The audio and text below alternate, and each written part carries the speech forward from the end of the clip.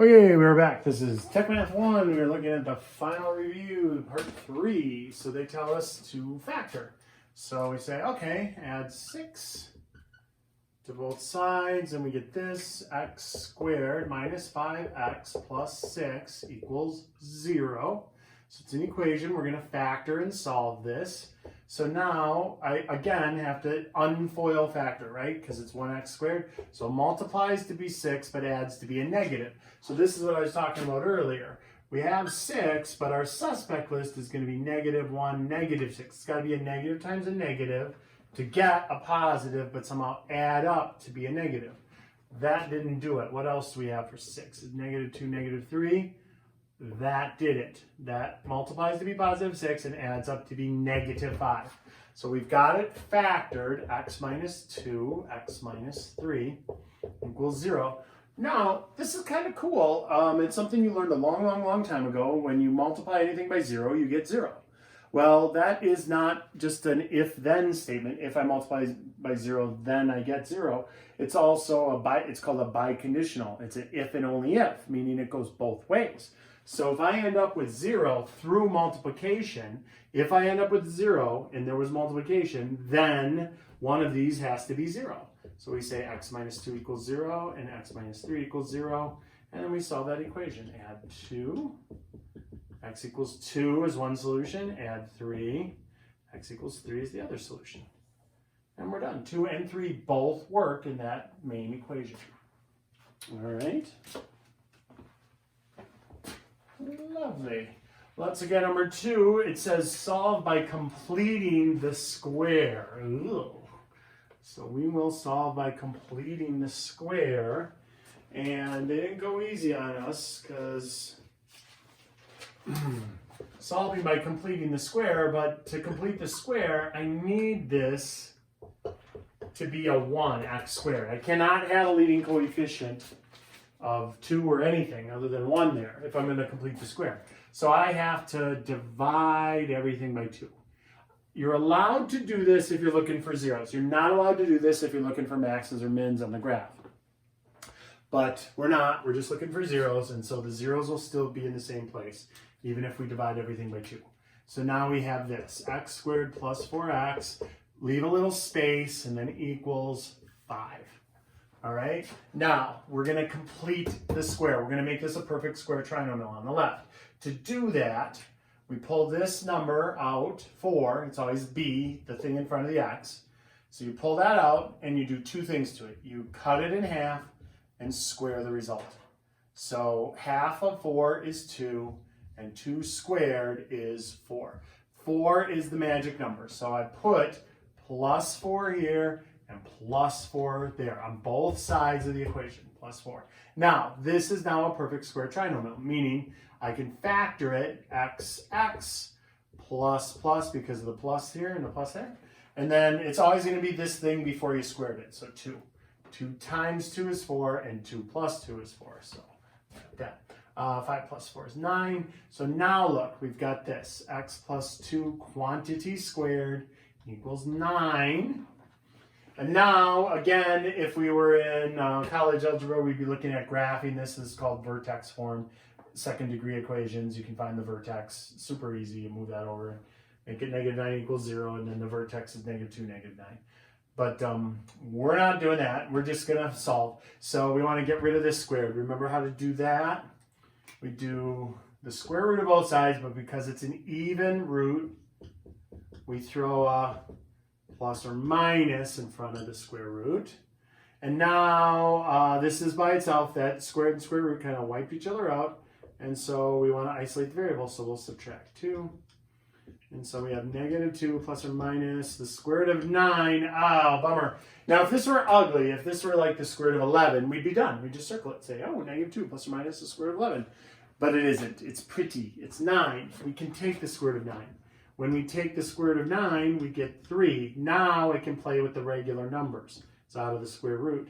So we get x equals -2 plus 3, and we get x equals -2 minus 3. So kind of split up the band, solve this, x equals 1, solve that, x equals -5, and there we go. 1 and -5 are the answers. All right. Let's take a look at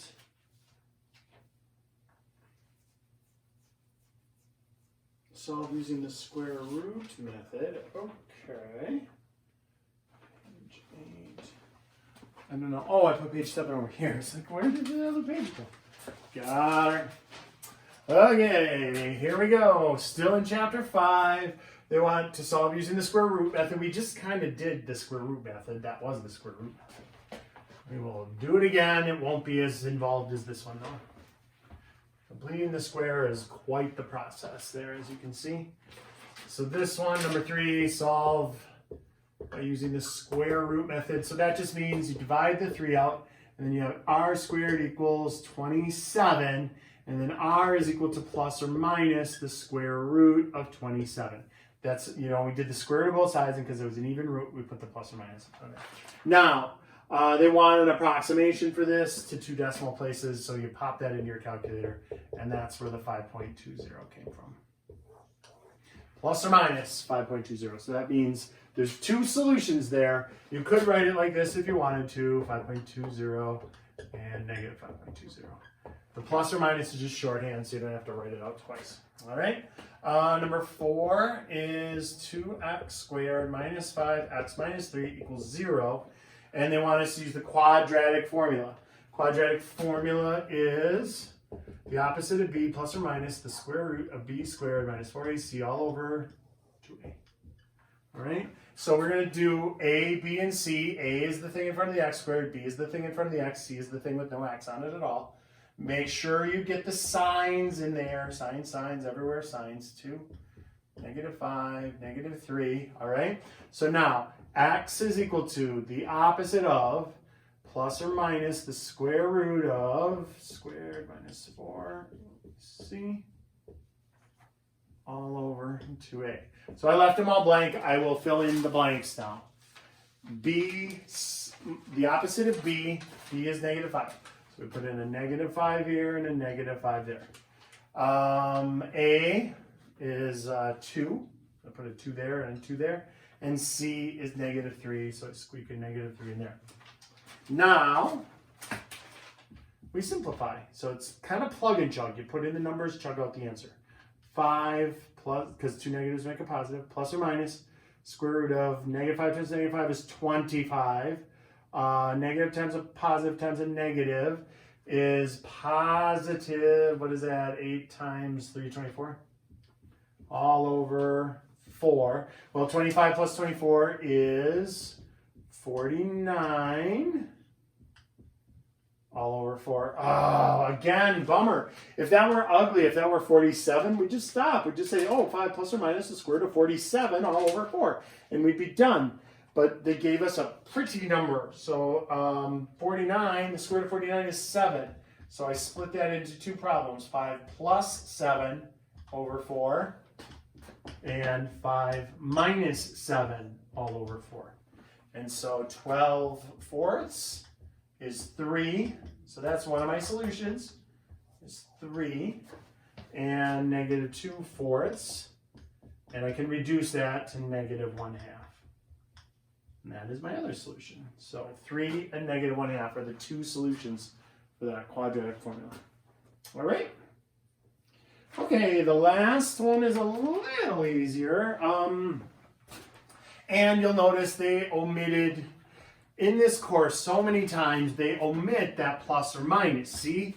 And we're putting it in here because this is algebra, this part is algebra. But now they gave us like a realistic problem, or, they didn't give us the background, but they're saying solve for r. And so they have z squared equals r squared plus x squared. It's a pretty easy problem. So minus x squared from both sides. And now they must already know there's a real life domain restriction where r has to be positive. So what they did was just this. They put this down for the answer. I mimicked that answer. We did the square root on both sides. But they have information they didn't share, like r has to be positive. So they just say r equals, and then the square root of z squared minus x squared. Be careful. So 2 one thing, this isn't a mistake. You could do this. If you put the plus or minus in front of it, I'll still give you full credit. It's fine. Algebraically, there should be a plus or minus because it was a second root. But they already know r can't be negative, so they just do positive. All right. So I'm okay with that too. What I'm not okay with is you cannot distribute a square root over a plus or minus ever, ever, ever. It just stays like that. I had a bunch of students get this wrong last semester, the last semester I taught this, rather, last year, because they did the square root of z squared is z and the square root of x squared is x, only you can't distribute a square root over a plus or minus. So if you get this, you leave it like this. That is the answer. So do not make that mistake. I hope you watch this video and you don't make that mistake. All right. All right. Number 9. Chapter 5 continued. Find the area of a triangle. The area of the triangle is 450. And, its base is 25 meters longer than its height. That is one big triangle. All right, so let's take a look at this huge triangle. Remember, x plus 25 for the base, and the height is just x. And, all right, so now area is equal to, area of a triangle is 1/2 times base times height. So I'm going to say 1/2 times x plus 25 times x is equal to 450. All right? Except I'm going to do a maneuver that I don't normally do, but I'm going to for this problem. Look, 1/2 times, we're just going to multiply both sides by 2 to start. So let's kill that fraction before it even gets out of the chute. So now here I got x times x plus 25 still. I just rearranged them. I put the x first. Is equal to 900. All right. And so now we got x squared plus 25x minus 900 equals 0. And we want to factor that. And you could FOIL factor it. It's possible. You got to look for combinations. If you want to just to do it on quadratic formula, throw it in there, that's fine. I did it. I think I pulled it apart. So negative 900 is, negative 1 and 900. That's obviously not it. Negative 901. Negative 2 and 450. Yeah, that's not it. Negative 450 and 2. We need them to add or, well, actually subtract, because there's a positive and a negative in there, to be 25, positive 25. So you got to think, okay, well, how about 90 and 10? Negative 90 and 10. Negative 10 and 90. Nope, that's too big still. 80. So now you think, well, what goes into 90? We got, what, 45? So let's try that. Let's try 45, right? Because 90 times 2 is 45. So you can use other suspects that you already have to figure out new ones. So try negative 45. Well, negative 45 goes in there 20 times. That adds up to negative 25. Ooh, close but no cigar. Negative 20 and positive 45. Winner, winner, chicken dinner. Multiplies to be negative 900, but adds up to be positive 25. So we got it. So x minus 20, x plus 45. Again, if that was too much screwing around for you, you can just use quadratic formula. 1, 25, and negative 900. Put it in. Chug out the answer. You'll still get those same two answers. So now we have to solve it. X minus 20 equals 0. So that's x equals 20. And x equals negative 45. Well, it's a length, so negative 45 doesn't make sense. So that's garbage. 20 works. I put 20 in right there. 20 plus 25 is positive 45. So that's where that positive 45 came from. So 20 by 45. 20 meters by 45 meters is the size of the triangle, base and height. All right. Lovely. Let's look at chapter 11. So back to our trig, SOHCAHTOA, remember SOHCAHTOA, and also trig class and all that great stuff, sines, cosines, and tangents. So, Katoa. So we've got, remember the hypotenuse is always the side opposite the 90-degree angle. So if they put a 90-degree angle, this is the hypotenuse right here. Okay, and they gave us, this is 3,200. Again, big triangles. 4,600 and T. Hypotenuse is T.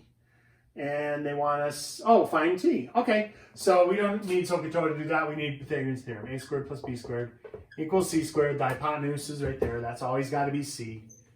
The hypotenuse is always C. So we got 4,600 squared plus 3,200 squared equals T squared. And so just big numbers, right? No big deal. So we do that. It's, what is that? 10,240,000 and 211, or 21,160,000. You add those two together, you get this 31,400,000 is equal to T squared. So to find T, then it's plus or minus the square root, but minus doesn't make sense because it's a length. So it's just the square root of that. So you do the square root of that, and we get 5603.57. So there's our missing side. Pythagoreans Theorem. This is chapter 11 in the blue. Now they want us to find another Pythagoreans Theorem. 84.9. But this time they gave us the hypotenuse. They didn't give us A. So A squared plus 78.3 squared equals 84.9 squared. So we square those out. That is A squared plus 6,130.89 equals 7,208.01. And subtract off 6,130.89, 6,130.89. And so we end up with A squared is equal to, remember it's A squared, 1077.12. And now take the square root.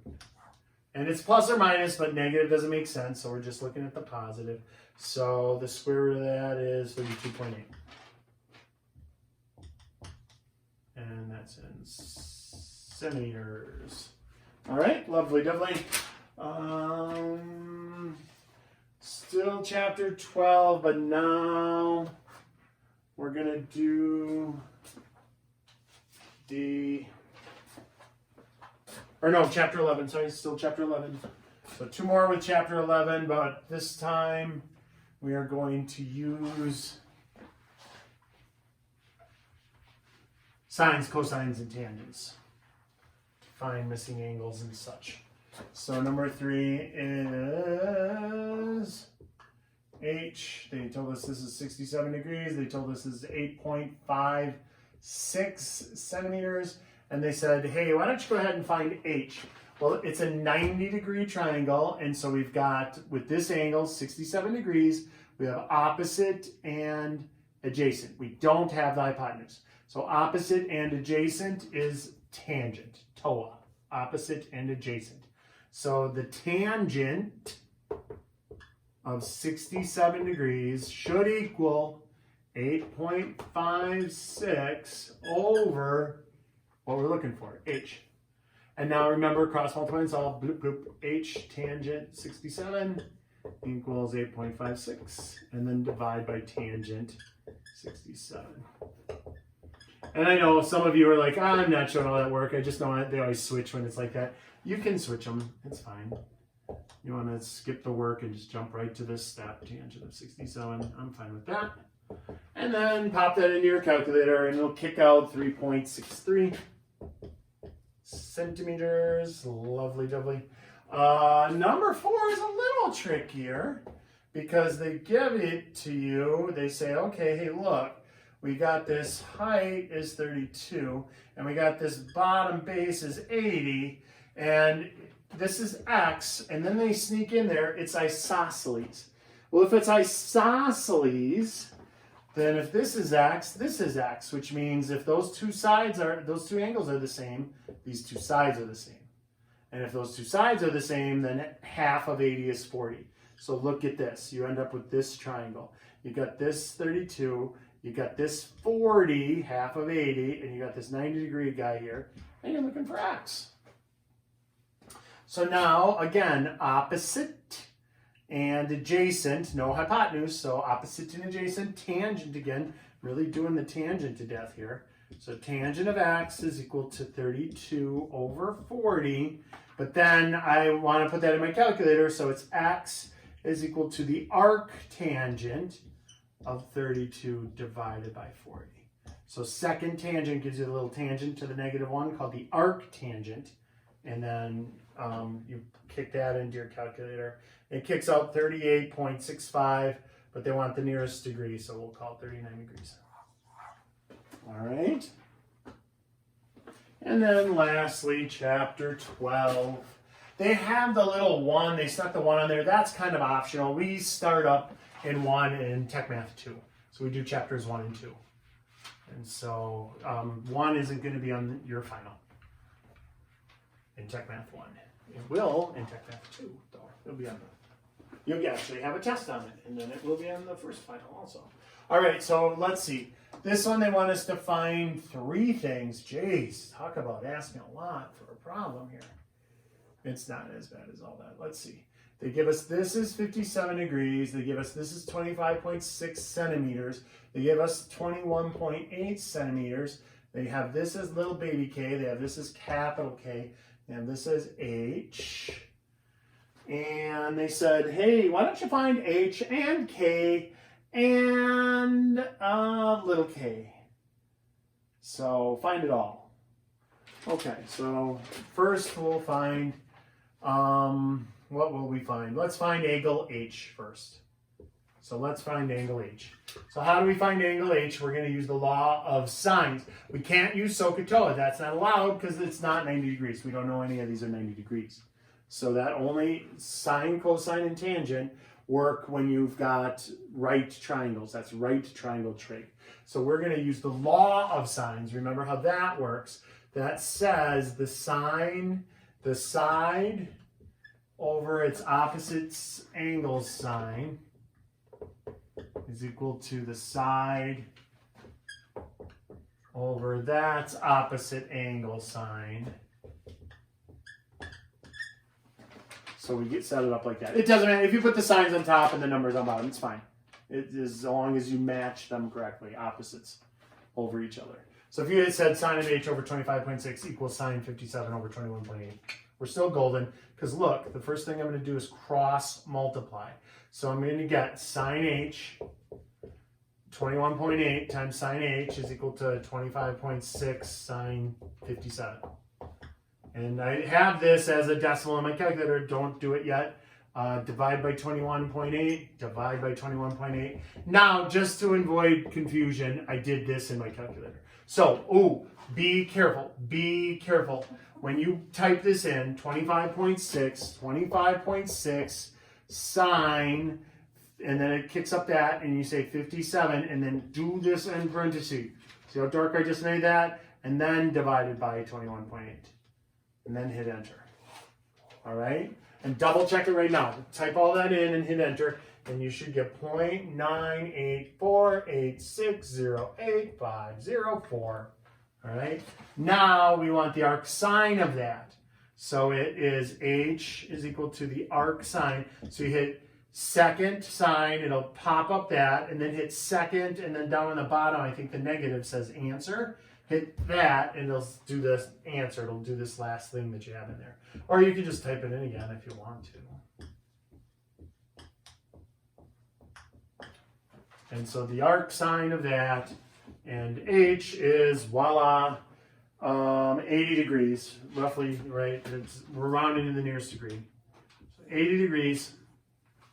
Now, if we have h, 80 degrees, we don't have to do all that screwing around for k. We know angles of an interior angles of a triangle add up to 180. So you just take your 80 and your 57 and you add them together. So angle k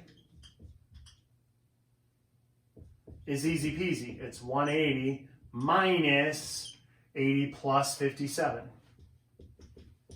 All right. So k, angle k, is equal to, what is that, 137? 180 minus 137? is 43 degrees. 2 down, 1 to go. And so now we know this one's, let's fill it in up here. We know this one's 43 degrees. We know this one's 80 degrees. And now you can use law of sines again to find the missing side, this guy, because we have the 43 degrees. So let's do the one they gave us, 21.8 over sine 57 is equal to k over sine 43. And that's super easy because you don't even have to cross multiply. You can just multiply both sides by sine 43 degrees. Sine 43 degrees. And so those cancel. And so we get k is equal to 21.8 times the sine of 43 degrees and the parenthesis divided by sine 57 degrees. And that one doesn't matter if you throw an end parenthesis on it or not. But that turns out to be 17.7 centimeters. All right. And the last problem is very similar to this problem. They want us to find all of this stuff, but this time we have to use the law of cosines. Law of cosines. So let's do that.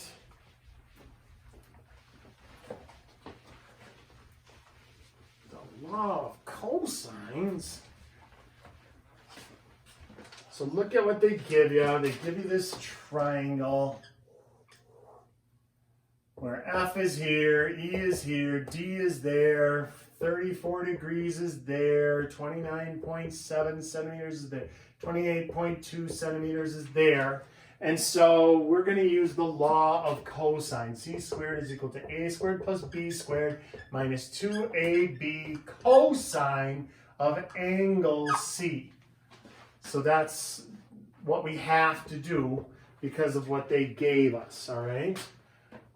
So let's pop in everything. So C squared is F squared is equal to 28.2 squared plus 29.7 squared minus 2 times 28.2 times 29.7 times the cosine of 34 degrees. Jeez, that's a lot of stuff. And so that all shakes out to be F squared is 288.6257. And then F is equal to the square root of 288.6257, which is 16.9889, which when rounded to tenths is 17.0 centimeters.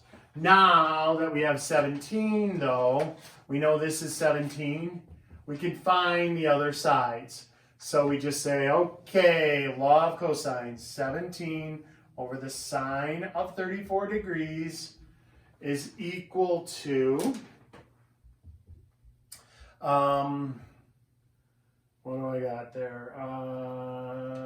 28.2 over the sine of, what do I got? D. Okay, so we cross multiply and solve. 17 sine D is equal to 28.2 sine 34. And now we divide by 17.